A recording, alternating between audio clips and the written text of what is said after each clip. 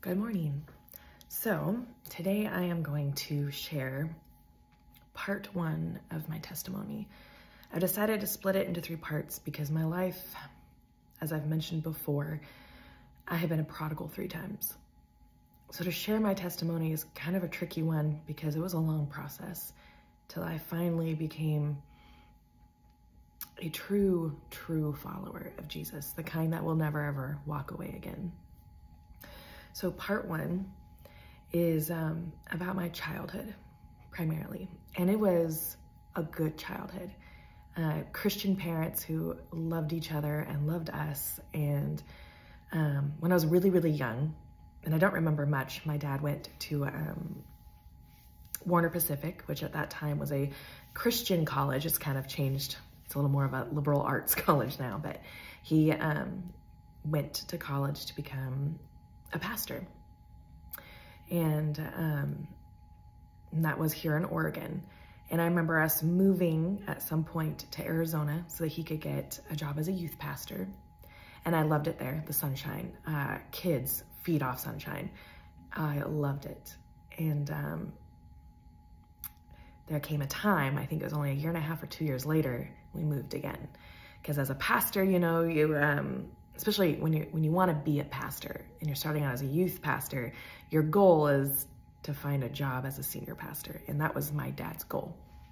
He knew what God had called him to, and he knew he had to be faithful. And so he followed God wherever he led him, which led him to Wyoming, which was a big move for me at that time. I think I was 7 or 8. I had made friends. I loved the sunshine. I was very unhappy about the move. I remember that. And soon you're gonna realize I don't remember too much about my childhood, and there's a reason. But I have like these little pockets, you know, of memories. I remember being very upset about the move, and I've shared my little story once too about me having like a big old fit about it at a church summer camp where I'm just like, God, you don't even love me. And I just like, you know, a little 7-year-old just feeling like her world's falling apart because of a move, which as an adult feels silly, but even as an adult, moves are hard. It's change, letting go and learning to hold on to new things. And I remember God responding to me with this beautiful little white butterfly that settled on my foot. And even when I walked and moved, it stayed. And I'm giving you the fast version of that. There was more involved. It was quite miraculous. But then fast forward to my 9th birthday. My 9th birthday comes, and my grandparents are visiting. And this is a part of my life I try to just not even think about, talk about. Unbeknownst to me, there was someone in my family who was a predator. And at all this time, I had been very protected. Never left alone with this person, ever. But this person was conniving. And on my 9th birthday, with my parents upstairs preparing my birthday cake, or the birthday dinner, my memories are shaky. I'm downstairs with my brothers, and we're watching Fox and the Hound, my birthday gift. And I'm laying next to my grandfather, cuddling him, thinking nothing of it. And he took that opportunity with my parents right upstairs, and my brother is only like 10 feet in front of us, but you know, glued to the screen. He took that opportunity to molest me. And that moment changed me. And innocence gone. I mean, it's just gone. Innocence is gone. And I kept silent about it until I was 13. So for 4 years, I kept it to myself. Just kind of died on the inside. But I tried my own cures. At 9, I was baptized. At 9, I remember flannel Jesus, flannel boards. You remember that? Where they do those little depictions on the board. And I loved Jesus. And Jesus was safe. Matthew 19:14, I wrote it down. Let the children come to me and do not hinder them, for the kingdom of heaven belongs to such as these. I remember phrases like that, or, just like when the disciples were shooing the children away and Jesus was like, no, let them come to me. That stuck with me, this little unhappy 9-year-old. And also I remember the line, if anyone touches one of these, it is better for them to sink far, far below, with a millstone around their neck. I remember hearing that. I don't know if it was around 9, because my memories are everywhere. But I knew enough about this Jesus and this God who had let a little white butterfly settle on my foot that I needed him. I needed him. I felt dirty. I felt ruined. And I begged my dad to be baptized at 9. Unbeknownst to him, what was pushing that desire, I wanted to be washed clean. And it was awesome. It was at a river, I actually got to be baptized at a river. And not very many people get to do that anymore. It was very cold. But I remember that temporary feeling of just, it's better, it's fixed. Because as a kid, you just kind of think God's magic. I'm going to go down my old ucky life and I'm going to come up new and clean. And I know that for a while it worked. But children don't understand how complex things are and how things can haunt you and affect you in so many ways. And me keeping all of that to myself for 4 years played a toll. I was bulimic, slightly anorexic. I love food too much. So it's like anorexia only lasted a little while, and then I was eating again and I'd eat so much and then I'd puke it up. And it was a struggle. Definitely had body issues, self-esteem issues. It's typical. When things like this happen, girls usually end up like that. And I just always felt tainted. Like there was tar on me, like I just couldn't scrape it off. And my mom and I, teen years, 13 comes and my mom and I are like this. And one day she sets me aside and she wanted to share something with me because she just felt like we're not getting along and my daughter needs more affection, but she doesn't understand why that's hard for me. And then she tells me how when she was little,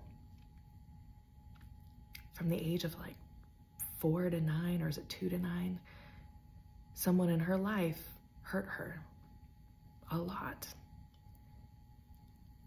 I knew instantly. And I told her, it was Grandpa, wasn't it? She lost it because she knew there was only one way. I knew that.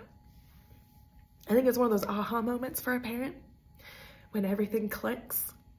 Your daughter who's dealing with bulimia, anorexia, anger issues.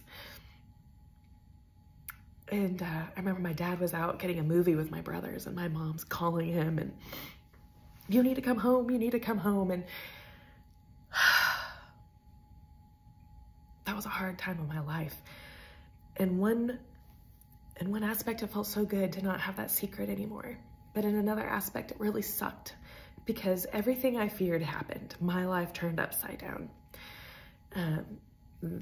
That man was prosecuted and he had to be prosecuted in our tiny little town. So that meant moving again, starting over again. And I was angry again.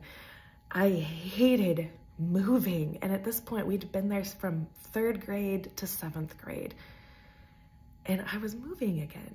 And I just felt like I was being punished for what this man did. I have to move and leave everything because of what he did. So then we moved back to Oregon. And I'm this angry 13-year-old. And then we move again to Albany, Oregon. So from Salem to Albany. Because my dad's, he went from taking just any kind of job because of what happened to then being an interim pastor again, getting back into ministry in Albany. And it was just for a little while. But Albany, Oregon is a special place.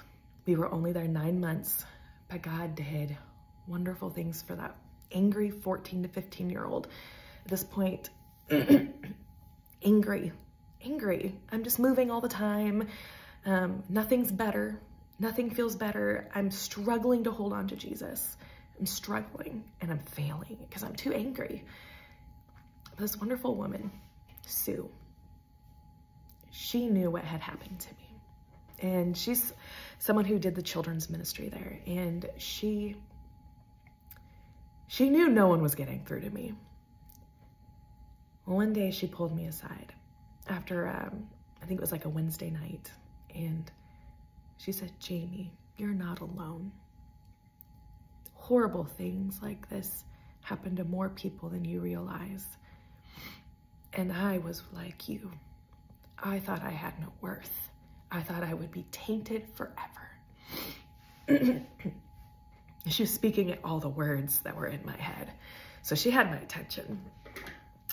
And she told me, and I thought it was kind of silly. And even on the outside, looking in, it sounds silly, but just hold on for the whole story. She told me that one day she just cried out to God and said, God, I have no value. I have no worth. Please show me what I'm worth. Am I worth anything? And after she had said this prayer, she had this, I believe it was a vision of beautiful sapphires. It was a stone. I can't remember. My memory is bad and it gets worse and worse, like the older I get.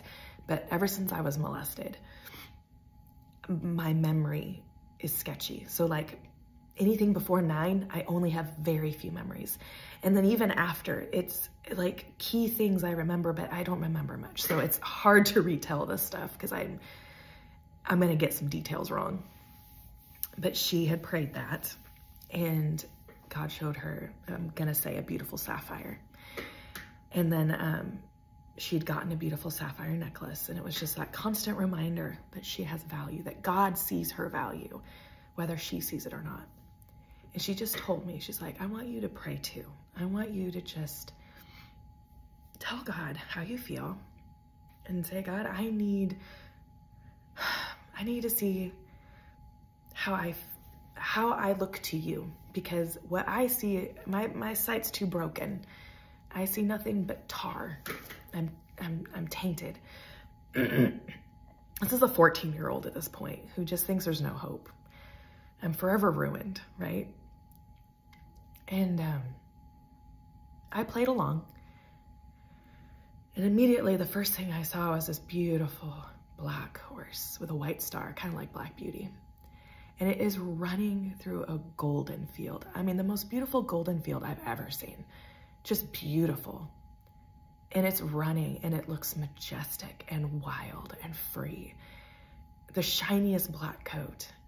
And then I just remember this like blazing white star in its head, like it was leading the way. And it was beautiful. But I didn't really take it seriously because I loved horses. I loved horses. I had horse calendars. I read books about horses. So for me, I was like, well, duh. Of course, that's what's going to pop in my head. Definitely doubted. And God knew I would doubt because it lined up that the very next day was a new month. And when I turned my horse calendar, the next month was a black horse with a white star. And I still kind of shrugged it off.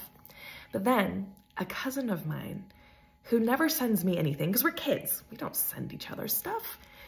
She sent me a card that said, hey, I saw this and I was thinking of you. She knew I loved to read. It was a bookmark with a beautiful black horse with a white star. And I remember at that point, I was like, oh my gosh, I didn't make it up. You know, it's silly, but God does talk to us. You know, he saw the hurt, he saw the damage, and he knew I needed to see something else. All that black tar and ick I felt was on me. He saw a beautiful, wild, free black horse. And I don't know why, but I've always felt like that white star on the head was like the kiss of God, you know, just, you're mine. You're mine. And From that point on, things started to turn around. 14 going on 15, and even 16 was like a really golden time for me. Jesus was my first love. I mean, I loved him. I loved him. I was reading his word all the time.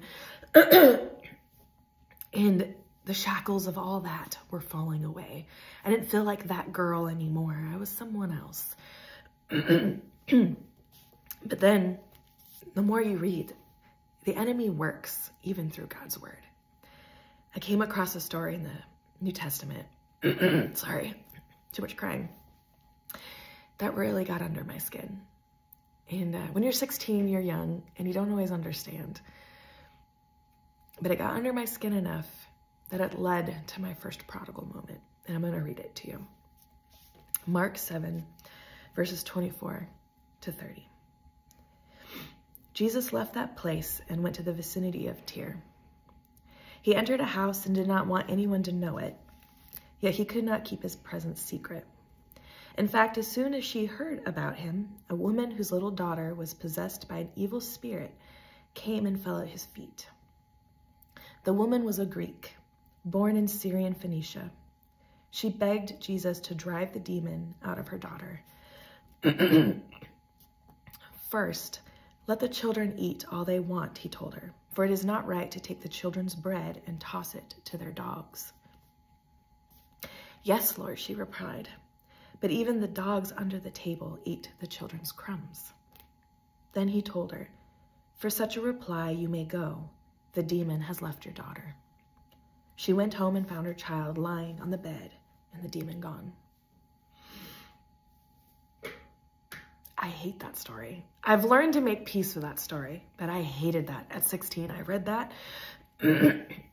knowing full well I was a Gentile. I'm not Jewish.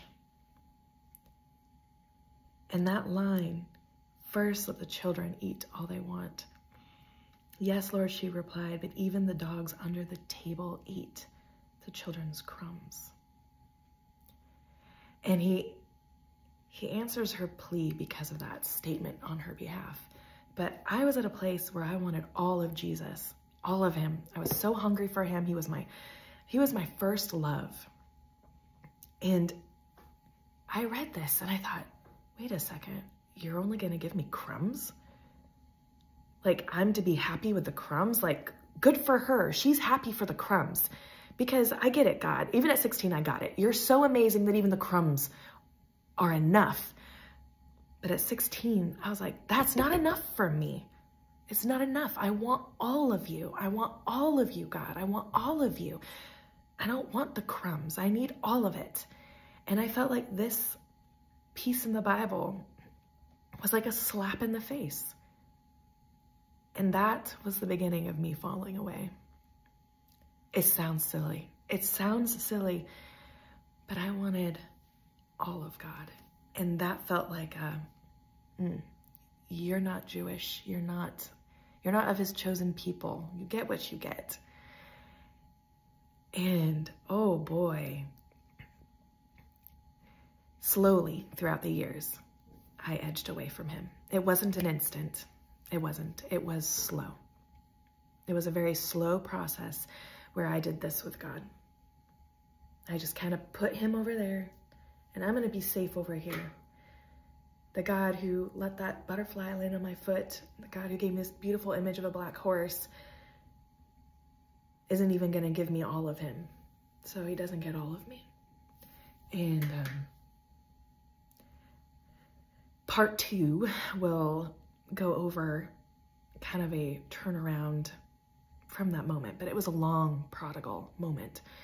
But I want to end this with Proverbs 22:6 for those parents out there who have children who have walked away.